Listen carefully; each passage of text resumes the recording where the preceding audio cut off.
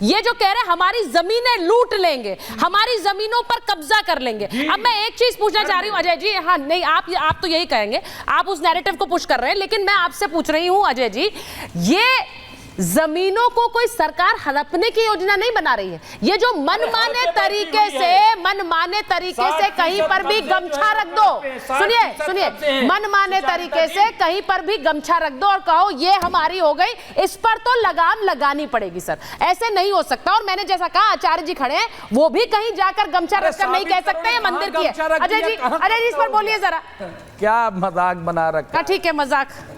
सुचेता जी देखिए, सुचेता जी वक्फ क्यों आया?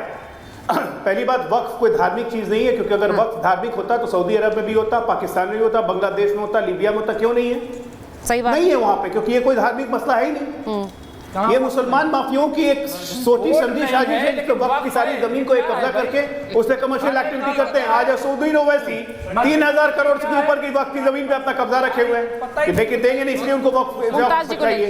अब मैं दूसरी बात बताता हूँ, सुनिए, जब नेहरू लियाकत पैक्ट बंटवारे के बाद मुसलमान भाई यहाँ गए तो नेहरू जी ने कहा कि ये सारी जमीनें वक्फ की हो जाएंगी, वो हिंदू नहीं लेंगे। वरुण जी को लीजिए। पाकिस्तान में भी यही व्यवस्था की गई थी कि हिंदू जो जमीन छोड़ के आया, हिंदू को मालिकाना हक रहेगा, लेकिन वहां की हिंदुओं की सारी जमीन सरकार और स्थानीय मुसलमानों ने ले ली।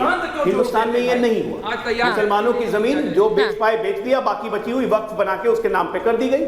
ठीक, अब उसके बाद उसको अब ट्रेमेंडस पावर देते जा रहे हैं, एक पर एक आपने उसमें पावर एडिशन किया। 95 में ये पावर दे दिया कि जिस जमीन पे आप क्लेम कर देंगे वो जमीन आपकी हो जाएगी। 2013 में संशोधन करके एक और पावर दे दिया कि वक्फ के सारे मुकदमे को सुप्रीम कोर्ट या हाई कोर्ट रिव्यू नहीं कर सकते, रिव्यू होगा तो ट्रिब्यूनल में ही होगा।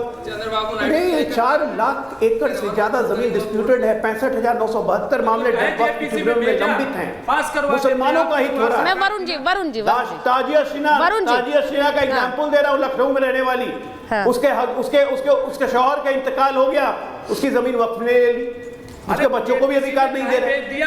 कहां दौड़े लोग, अदालत में जा नहीं सकते हैं, ट्रिब्यूनल बात सुनेगा नहीं, तबाह कर दिया है। ये बिल्कुल मिसमैनेज ट्रस्ट है। सर्च कमेटी की रिपोर्ट कहती है एब्सोल्युटली मिसमैनेज ट्रस्ट है। जे रहमान कांग्रेस के सांसद थे, जेपीसी बनाई, उनकी अध्यक्षता में जो कमेटी। अच्छा, मैं एक बार वरुण जी के पास जा रही हूँ। वरुण जी जरा बता दीजिए, जो बात मदनी साहब कह रहे हैं, मैं उस पर आपका जवाब लाना चाह रही हूँ। अधिकार रखने की बात, जो मदनी साहब कह रहे हैं कि हमारी जमीनें लूट लेंगे, हमारी जमीनों पर कब्जा कर लेंगे, हम ये होने नहीं देंगे, क्या सरकार जमीन पर कब्जा कर रही है? क्या जमीनें लूट रही है? वरुण जी। सुचारिता जी, पहले तो एक चीज सब ध्यान से सुन लें कि भारत सरकार जितनी भी जमीन है 1947 के बाद से, आजादी के बाद से, संविधान लागू होने के बाद से 1-1 इंच भारत सरकार की जमीन है।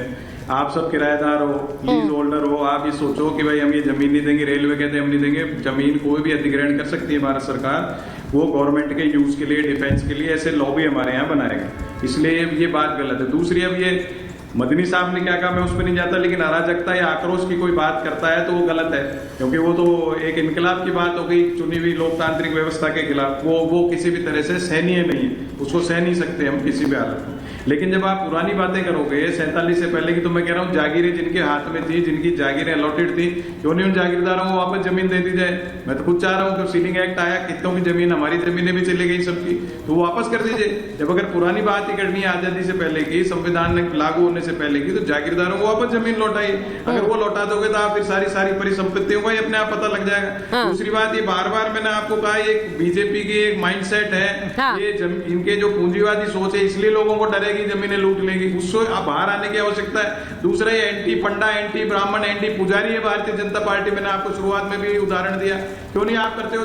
जो हमारे पंडा लोग हैं, जो सोरोजी में, हरिद्वार में गए, जिन्हें रिकॉर्ड मेंटेन करते हैं, उसके बारे में केंद्र सरकार ने क्या सोचा अब तक 10 साल में? इतनी बात करते हो आप हिंदुवादी और ब्राह्मणों। अच्छा, उनके बारे में भी नहीं सोचा है? क्या कुछ नहीं किया। अगर इन्होंने कहा बोर्ड क्यों नहीं बने, नहीं तो फिर अगर उनके बारे में भी नहीं सोचा है तो फिर तो तुष्टिकरण है ही नहीं ना वरुण जी।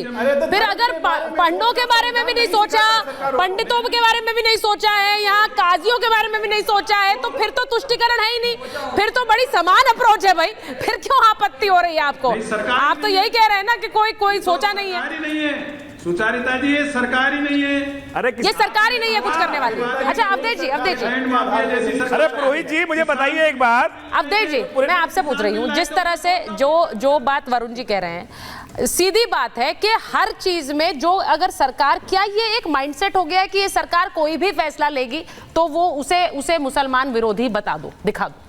देखिए 1986 के जो शाहबानो मामले के बाद जो सरकार की एक नीति बनी कि मुस्लिम के अंदर, मुसलमानों के अंदर चाहे कितनी भी प्रॉब्लम हो उसको टच मत करो, क्योंकि टच करोगे तो सड़कें पर उतर जाए। किसी ने छुआ नहीं उन समस्याओं को, तो एक माइंडसेट बन जाता है कि हमारा मुद्दे को कैसे आप छू रहे हैं। ये जो वक्फ है ना, ये इस देश के पावरफुल मुसलमानों से कब्जा किए गए संपत्ति को वंचित मुसलमानों के पास जो उनका हक है, उनकी संपत्ति है, ये पहुंचाने का कानून है। इस मायने में एक रिवॉल्यूशन है। आप जो अरशद मदनी जी का सुना रहे तो पूरा नहीं सुना रहे, वो कह रहे हैं कि तो एयरपोर्ट जो है दिल्ली का और कहां का एयरपोर्ट, ये भी वक्फ बोर्ड पर बना हुआ है। उनका सुना नहीं। दूसरा उन्होंने उनका जो बयान आता है कि हिंदुओं सुन लो, ये बयान उनका देखो, तुम्हारे दादा परदादा लकड़ दादा सब तो मुसलमान ही थे, तो सारी प्रॉपर्टी जो है ये उन्हीं की है, तुम्हारी है ही नहीं, ये भी बयान है उसमें। तो ये जो माइंडसेट है, सुनिए, ये जो माइंडसेट बना हुआ है, अरशद मदनी दोनों सुन कैसे बोल रहे हैं। इस समय इस देश में मुसलमानों के सबसे बड़े माफिया ये मदनी चाचा भतीजे। ये बहुत बड़ी बात कर रहे हैं। बात तो ये है कि ये दोनों ये बड़ी बात है, ये बड़ी बात है। आपने कहा ठीक है, ठीक है, ठीक है, मुझे ऐसा लगता है और ये देवबंद के नाम पर उन्होंने कहा ये नहीं, माफिया वापस लीजिए, वापस लीजिए। अच्छा ठीक है, ठीक है। इस समय इतने बड़े माफिया हैं कि इनके खिलाफ अगर इस समय जांच हो जाए, ये जांच गलत बात। देखिए सीधी बात है कि यहाँ पर उनका सीधी बात है कि यहाँ पर कई ऐसे फैसले लिए जा रहे हैं जिन्हें लेकर आपत्ति दर्ज बार बार होती है। देखिए मेरे पास समय नहीं है, बिल्कुल भी मेरे पास समय नहीं है महाभारत में। मुझे लगता है कि ये फैसलों पर इसी तरह से ये जंग जारी रहेगी बदस्तूर। मेरे पास इतना ही समय था। बहुत बहुत धन्यवाद।